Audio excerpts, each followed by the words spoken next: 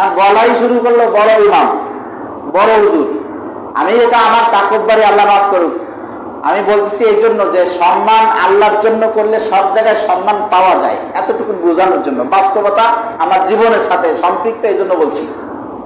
সবাই শুরু করলো বড় ইমাম, বড় হুজুর। এবং 24টা ওয়ার্ডে রাতে ওই লকআপের পরে যত জায়গায় গ্যাঞ্জাম, সালিশ, নালিশ, বাদ বিতণ্ডা যা হয়, সকালবেলা সব দৌড়ে যায় আমার কাছে।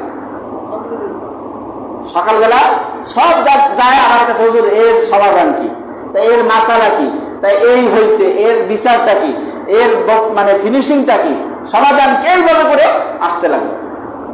ডেপুটি জেলার এর কানে তথ্য গেল। তথ্য যাওয়ার পরে ডেপুটি জেলার আমাকে ডাকলেন। তা জেলখানায় যদি হঠাৎ করে আচমকা ডাকে, তার কিন্তু তেরাস শুরু হয়ে যায়। যদিও আমাদের জেলখানায় তারাও খুব মূল্যায়ন করতেন, কিন্তু তারপরেও তেরাস, না জানি কোনো অভিযোগ গেল কিনা, না জানি কোনো অপরাধ হলো কিনা। গেলাম, যাওয়ার পরে বলতেছে, আপনি কি শিবসা 2 এর ইমাম? তাহলে আপনার একটা কাজ আছে, আজকের থেকে আপনার একটা দায়িত্ব দিব। কি দায়িত্ব? সেটা হলো এই 24টা ওয়ার্ডে যতগুলি ইমাম দরকার, আমার কাছে যদি কেউ আসে, আমি সরাসরি বলে দিব শিবসা 2 এর ইমামের কাছে যাব।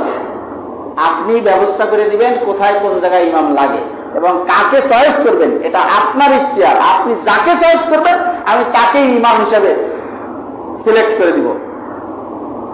এই সম্মান কি আমার? কার? কার?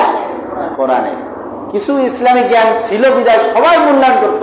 কারো বাড়ির থেকে ভালো খাবার আসলে চেষ্টা করতে একটু আমাকে দিয়ে শরীক থাকার, মানে শরীক রাখার।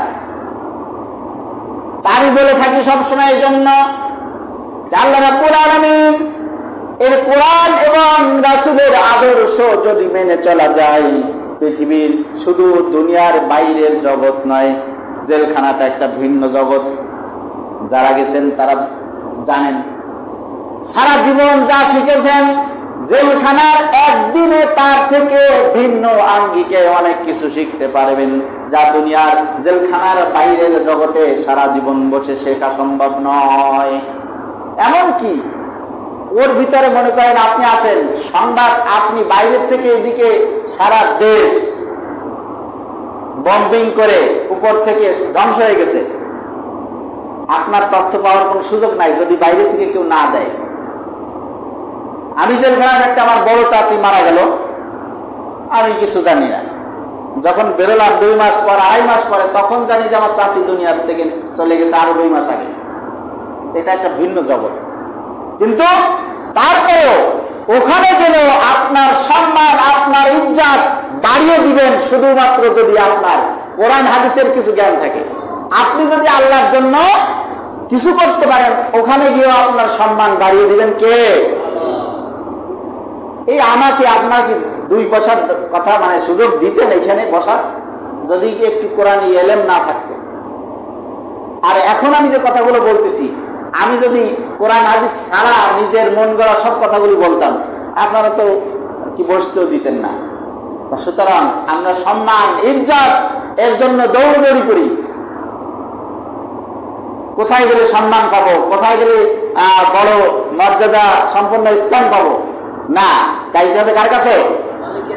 মালিকের কাছে। মালিক যদি মানে খুশি হয়ে যায়, সিংহাসনে বসাতেও সময় লাগে না। কারণ আল্লাহ বলতেছেন কোরআনে, وَإِذَا أَرَادَهُمْ شَيْئًا أَن يَقُولَ لَهُ كُن فَيَكُونُ। আল্লাহ রাব্বুল আলামিন যখন কোনো কিছু ইচ্ছা করেন, যখন কোনো কিছু তিনি ইরাদা করেন, আল্লাহ শুধু এতটুকু কথাই বলেন, কুন, হয়ে দাও, সঙ্গে সঙ্গে হয়ে যায়।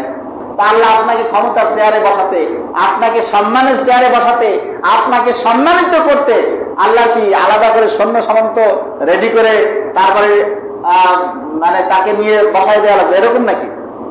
শুধু কোন ফায়াকুন, আল্লাহ খালি ইশারা করবে, ইঙ্গিত করবে, সম্মান পৃথিবীতে আপনার আর অভাব হবে না, মর্যাদার আর অভাব হবে না।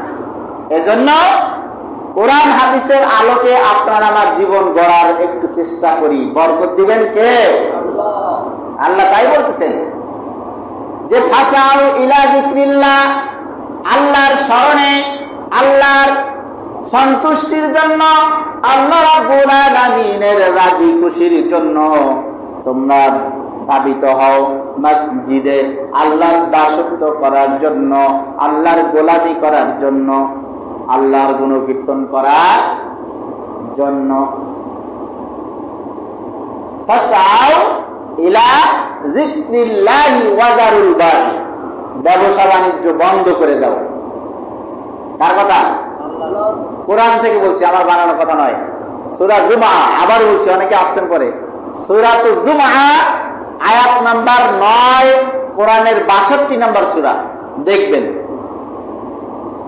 ফাসাউ ইলা যিকরিল্লাহি ওয়া যারুল বাই, ব্যবসা বাণিজ্য, দুনিয়ার আয় রোজগার করার উৎসগুলি স্টপ করে রাখো। ওই সময় নতুন করে আর কোনো কাজ করো না, ওই সময় ব্যবসা বাণিজ্যের ব্যস্ততা নিয়ে থেকো না। বরং আজান হয়েছে, আজানের আওয়াজ যখন তোমার কানে, জুমার দিনের আওয়াজ, জুমার নামাজের আজানের আওয়াজ যখন তোমাদের কানে চলে গেল, সঙ্গে সঙ্গে তোমাদের সমস্ত কাজগুলি জায়গায় স্টপ করে দাও। তার কথা আল্লাহ বলছেন, রাসূল কারীম সাল্লাল্লাহু আলাইহি ওয়াসাল্লাম বলছেন, সপ্তাহের শ্রেষ্ঠতম দিন হলো সাইয়্যিদুল আইয়াম, দিনের নেতা, দিনের লিডার, দিনের শ্রেষ্ঠতম যে দিন, সেইটা হলো ইয়াউমুল জুমআ। ইয়াউমুল জুমআ আরবি শব্দ হলো জুমআ, জামা মানে একত্রিত করা।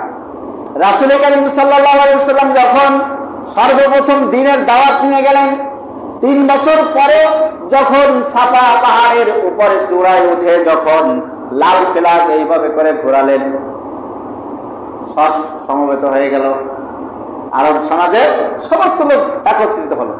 তখন বললেন, ইয়া আইয়ুহান নাস, হে মানব সকল, কুলু লা ইলাহা ইল্লাল্লাহু তুফলিহুন, হে মানব সকল, তোমরা যদি এতটুকুন কথা স্বীকার করতে পারো তাহলে অবশ্যই তোমরা সফল কাম হয়ে যাবে। কি সেটা? লা ইলাহা ইল্লাল্লাহ, আল্লাহ ছাড়া কোনো ইলাহ নাই। তুফলিহুন, তাহলে তোমরা সফল। এতটুকুন কথা বলেছে। ওই সময়ের আরব সমাজের যারা বড় বড় নেতা হতা ছিল, উতবা, সাইবা, মুগিরা, এরা বড় বড় নেতা নেতৃত্ব দান করেছিল। তখন নেতৃত্বের আসীনে সমাসীন ছিল। তারা তখন চিন্তা করলো, খাইছে তো এইবার আমাদের বাপ দাদার ধর্মকে নিঃশেষ করে দিবে, এক নতুন ধর্ম নিয়ে গজিয়েছে। হ্যাঁ, এক নতুন ধর্ম নিয়ে এসেছে। এই তো আব্দুল্লাহর পুত্র মুহাম্মদ আমাদের তো সমাজটাকে শেষ করে দিল, আমাদের বাপ দাদার পূর্বপুরুষদের ঐতিহ্যকে নষ্ট করে দিল, ধ্বংস করে দিল। তাদের মাথা টনক নড়ে গেছে, তাদের টনক নড়ে গেছে। মানসিকতা পরিবর্তন হয়ে গেল। যে মুহাম্মদকে ভালো জানতাম, মুহাম্মদকে বিশ্বাসী মনে করতাম, সারা জীবন তাকে আসাদিক আল আমিন বলে সম্বোধন করেছিলাম, কিন্তু এই দেখতেছি অতি বিশ্বাস করার কারণে সে আমাদের বাপ দাদাদের বাস দিতেছে। নাউজুবিল্লাহ বলেন। আমার কথা নয়। পাথরের নুড়ি উঠালেন, পাথরের টুকরা উঠালেন। আপন চাচা আবু লাহাব চেনেন? সূরাও নাযিল হয়েছে তার নামে, সূরা লাহাব। তাব্বাত ইয়াদা আবি লাহাবি ওয়া তাব, সূরাটা সবাই পারেন বা অনেকেই পারেন। এই সূরা নাযিল হলো যাকে কেন্দ্র করে, সেই কুখ্যাত সন্ত্রাসী ক্ষমতার অপব্যবহার করলেন নেতা, যার মধ্যে একটু ভাবি তো আলাদা, তাই না? আমি যা বলবো তাই তো হবে। কিন্তু আল্লাহর খেলা যখন শুরু হয় তখন যা বলি তাই আর হয় না। শেষ দিনে বলেছিলেন, বন্দুক সব রেডি করো, লোড করে রাখবা, সব ফায়ার করে দিবা, ব্রাশ ফায়ার। আর্মিরা কি রাজি হয়েছিল? চাই বাহিনীর প্রধানরা কি রাজি হয়েছিল? বলছে না, আমরা এইভাবে নৃশংস হত্যা আমরা করতে পারবো না।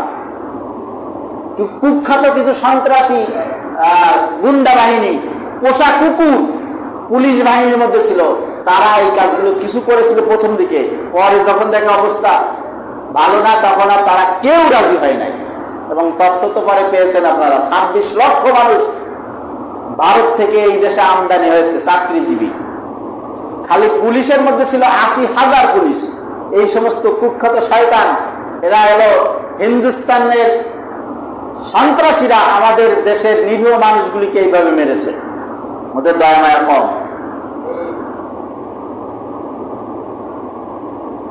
তা চিন্তা করছে আবু লাহাব, আমি যা করবো তাই সঠিক। পাথর উঠালেন এবং তিনি বললেন, তাব্বাল্লাকা ইয়া মুহাম্মদ, ধ্বংস তুই হ। এই মুহাম্মদ, তুই আমাদেরকে ডেকে আনছো এখানে, এসে এই সমস্ত বাপদাদাদের পূর্বপুরুষদের মুখে চুন কেন মারার জন্য, আমাদের বাপদাদাদের ধর্মকে নিঃশেষ করার জন্য ষড়যন্ত্র করছো, তুই ধ্বংস হ। আল্লাহ রাব্বুল আলামিনের আর সহ্য হলো না। পরবর্তীতে আল্লাহ রাব্বুল আলামিন ঘোষণা করে দিলেন, তাব্বাত ইয়াদা আবি লাহাবিন ওয়া তাব, ধ্বংস হোক ওই আবু লাহাব, ধ্বংস হোক তার 2 হাত। পাথর উঠিয়ে যে হাত দিয়ে প্রথমেই ইসলামের উপর আঘাত করেছিল, ওই 2 হাত তার ধ্বংস হয়ে যাবে। কে বলছে? আল্লাহ বলছেন। সুতরাং ইসলামের গায়ে ঢিল মারতেছেন না, আমরা কেউ যেন না যাই, ঠিক না? ইসলামের গায়ে ঢিল মারলে আবু লাহাবের মতন 2 হাত নয়, শুধু ইতিহাস সাক্ষী। তাফসীর কারকরা বলেছেন, সূরা লাহাবের তাফসীর পড়বেন, যে লাহাব মারা যাওয়ার পরে, আবু লাহাব মারা যাওয়ার পরে 5-7 দিন পর্যন্ত ওই জায়গায় ফেলানো ছিল, ওরা কেউ ধরে নেই, ছয় নাই। গন্ধে দুর্গন্ধে মানুষ টিকতে পারে না। তখন দূর থেকে সমাজের অন্যান্য বিভিন্ন লোকজন এসে কাঠি দিয়ে, লাঠি দিয়ে একটা গর্ত খুঁড়ে লাঠি দিয়ে গর্তের মধ্যে ফেলে ওই কুলাঙ্গার জাহান্নামের কীটকে মাটি চাপা দিয়ে রেখেছে, শুধু সমাজে দুর্গন্ধ ছড়াচ্ছে তাই। সুতরাং ইসলামের গায়ে আঘাত হানলে, আজ হোক কাল হোক, আল্লাহ তাকে দুনিয়ার বুকেই এরকম নিকৃষ্ট জাহান্নামের কিছু কীট, সেটা পাবলিকের কাছে বুঝিয়ে দিবেন যে এটা আসলে ইসলামের ক্ষতি করেছিল, এর শাস্তি কিছুটা দুনিয়ায় বসে লাঞ্ছনা, অপমান, অপর্যস্ত আল্লাহ করে দিবেন। সুতরাং সতর্ক হতে হবে। রাসূলের আদর্শকে অবমাননা, অবক্ষয়, অবমূল্যায়ন করার কোনো সুযোগ নাই। আল্লাহর কোরআনকে অবমাননা, অবক্ষয়, অবমূল্যায়ন করার সুযোগ নাই। আল্লাহ বলতেছেন, তাই জুমার দিনে আযান হোক, কাজ বন্ধ হোক।